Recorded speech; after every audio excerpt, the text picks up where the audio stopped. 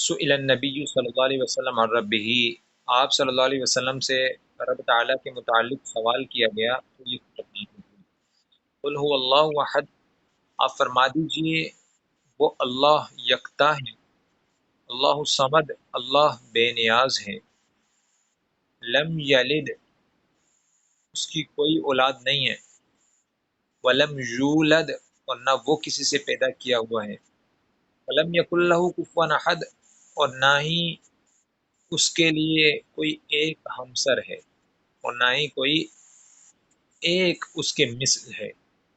یہ تو ہو گیا سورت کا ترجمہ۔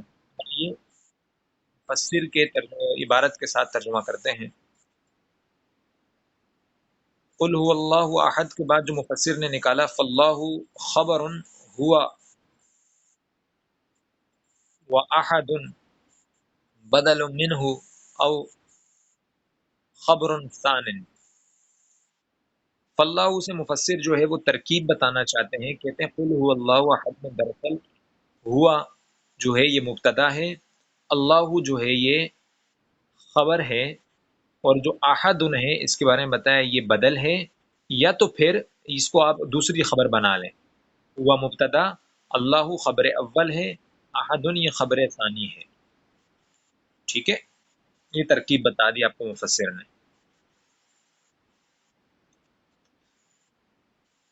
اللہ الصمد، اللہ بے نیاز ہے۔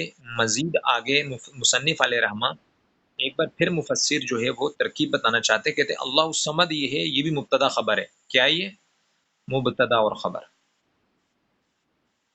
ٹھیک ہے، مبتدا مبتدا اور خبر کے ترجمے میں ترجمہ جو کیا جاتا ہے تو خبر کے آخر میں ہے آتا ہے، جیسے اللہ بے نیاز ہے، اس سے بھی اندازہ ہو سکتا ہے ہمیں کہ یہ مبتدا خبر کے ترجمے میں کیا ہوتا ہے آتا ہے آخر میں۔ ای المقصود فی الحوائج علی الدوامی، اللہ بے نیاز ہے اس کا کیا مطلب ہے؟ مفسر نے بتایا یعنی تمام حاجتیں ہمیشہ اللہ ہی سے مقصود ہوتی ہیں۔ ٹھیک ہے، تمام حاجتیں ہمیشہ، ہمارا جو مقصود ہوتا ہے کہ حاجتیں جو پوری کرتا ہے وہ اللہ ہی کی ذات ہے، ہمیشہ حاجتوں کو پورا کرنا ہمیشہ یہ کس کا کام ہے؟ اللہ ہی کا کام ہے۔ لم یلد لانتفاء مجانستہ، سوال یہاں پہ یہ ہوتا ہے کہ اللہ کی اولاد کیوں نہیں ہے؟ ٹھیک ہے، اللہ کی معاذ اللہ ایک سوال قائم ہو سکتا ہے کہ آگے نسل کیوں نہیں ہے؟ کہتے ہیں لانتفاء مجانستہ، اس لیے کہ اللہ کا ہم جنس کوئی ہو ہی نہیں سکتا، تو اللہ پاک کی جو ہے وہ کیسے آگے مزید نسل یا اولاد ہوگی؟ ٹھیک ہے،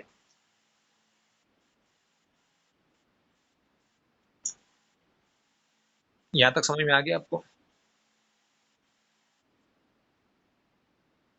آگے چلتے ہیں۔ ولم یولد، اللہ کسی سے پیدا بھی نہیں ہوا۔ اب ایک اعتراض ہوگا کہ جی آپ نے کہا اللہ کی اولاد نہیں ہے، کیونکہ وہ اس کا ہم جنس کوئی نہیں ہے اس کی اولاد، اس لیے جس کی کوئی جنس ہو اس کی اولاد ہوتی ہے، جیسے مرد ہے، انسان ہے تو اس کی آگے نسل چلتی ہے، تو اللہ کی تو کوئی جنس ہی نہیں ہے تو اس کی اولاد کیسے ہو سکتی ہے؟ اللہ کے ہم جنس ہی کوئی نہیں ہے۔ اب سوال یہ ہے تو اللہ پاک پیدا کہاں سے ہوا؟ اللہ پاک کو کس نے پیدا کیا؟ ٹھیک ہے، سوال پیدا ہو سکتا ہے۔ تو مفسر نے جواب دیا الحدوث عنہ، کہ اللہ پاک کا حادث ہونا،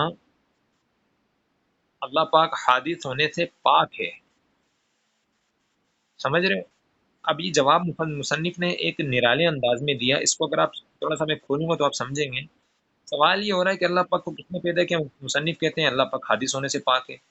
مطلب یہ بنا جو چیز کسی سے پیدا کی جائے گی وہ حادث ہوتی ہے، اور اللہ پاک حادث کا مطلب ہوتا ہے وہ مٹ جانے والی ہوتی ہے، وہ ختم ہونے والی ہوتی ہے۔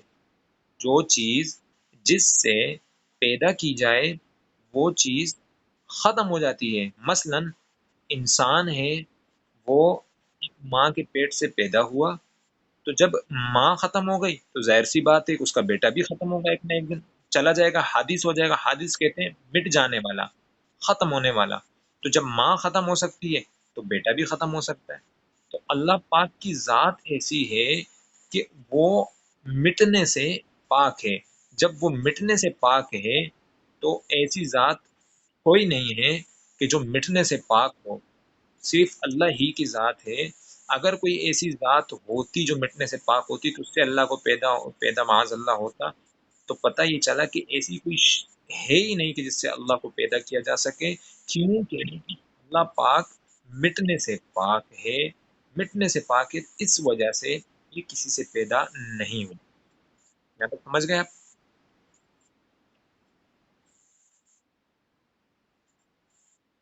آگے چلتے ہیں۔ وَلَمْ يَكُنْ لَهُ كُفُوًا أَحَدٌ، اور نہیں ہے لہو اللہ کے لیے کفواً ہمسر، احدن کوئی ایک،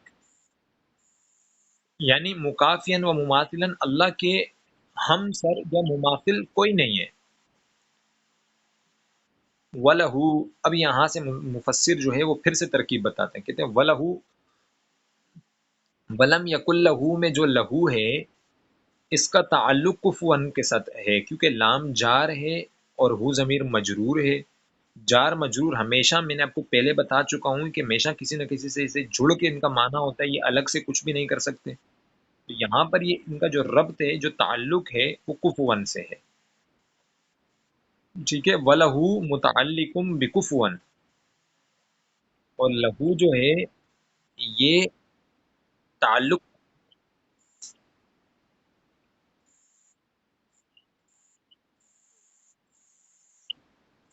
مکافئن و مماثلا، اللہ رب العالمین کسی مصنف نے جو لفظ نکالا مکافئن و مماثلا، یہ کفون کے بارے میں بتانے کے لیے کہ اس کا مطلب یہ ہے کہ اللہ پاک نہ ہی کسی کا ہمسر ہے اور نہ ہی کوئی اللہ کی مماثل ہے۔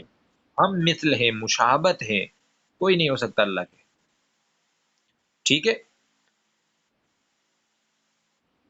وَلَهُ سے مصنف علیہ رحمہ، مفسر علیہ رحمہ یہ ترکیب، نحوی ترکیب بتانا چاہتے ہیں۔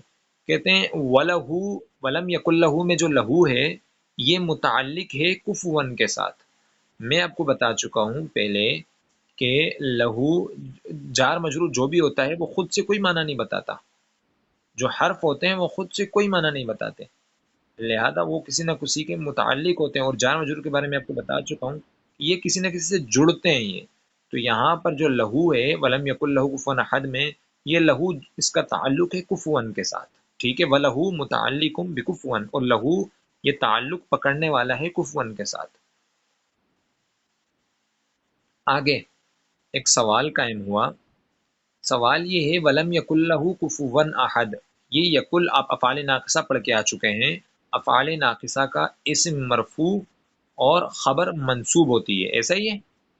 افعال ناقصہ کا اسم مرفوع اور خبر منصوب ہوتی ہے، سمجھ رہے ہیں؟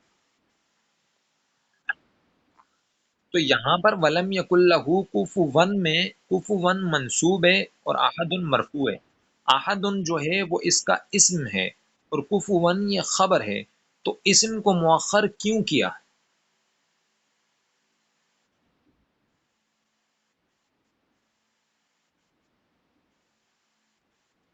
سوال سمجھ میں آ رہے ہیں آپ کے؟ اسم پہلے ہوتا ہے، کانا کا فعل ناقصہ کا خبر بعد میں ہوتی ہے، یہاں پر اسم کو مؤخر کر دیا اور خبر کو مقدم کیوں کیا؟ سنیں، وقدم علیہ، اور مقدم کیا گیا علیہ کفوا پر، لأنہ محط محط القصد بالنفی، یہ اس کا جواب دے رہے ہیں کہ لہو کو کفوان پر مقدم کیوں کیا گیا ہے، اس لیے کہ مقصود جو نفی میں جو مقصود ہے وہ مماثل کی نفی ہے۔ ٹھیک ہے، وہ مماثل کی نفی کی وجہ سے لہو کو مقدم کیا گیا ہے۔ اب جو میں نے پہلے آپ کو سوال بتایا تھا کہ احد یہ اسم ہے، کفون یہ خبر ہے، تو خبر سے اسم کو مؤخر کیوں کیا گیا، اس کا جواب دے رہے ہیں۔ وَأُخِّرَ أَحَدٌ، اور مؤخر کیا گیا احد ان کو وہ اسم یکن عن خبریہا، درا حالانکہ اس حال میں کہ یہ تو یکن کا اسم ہے اس کی خبر سے، یہ تو افعال ناقصہ کا اسم ہے، اس کو تو مقدم ہونا چاہیے۔ جواب دیتے ہیں، کہتے ہیں رعایتا للفاصلتی، فواصل کی رعایت کی وجہ سے، یعنی کہ جس طرح قل هو اللہ احد آیا ہے پیچھے، اللہ الصمد آیا، سب کا اختتام جو ہو رہا ہے وہ دال دال پہ ہو رہا ہے۔ اگر یہاں پر ولم یکن لہ کفوا پہ ہو جاتا نا اختتام، تو پھر یہ فواصل کی رعایت نہیں رہتی، یعنی کہ اختتام سب کا ایک جیسا ہو جائے، اس لیے احد ان کو مؤخر کر دیا۔ یہاں تک بات سمجھ میں آ گئی؟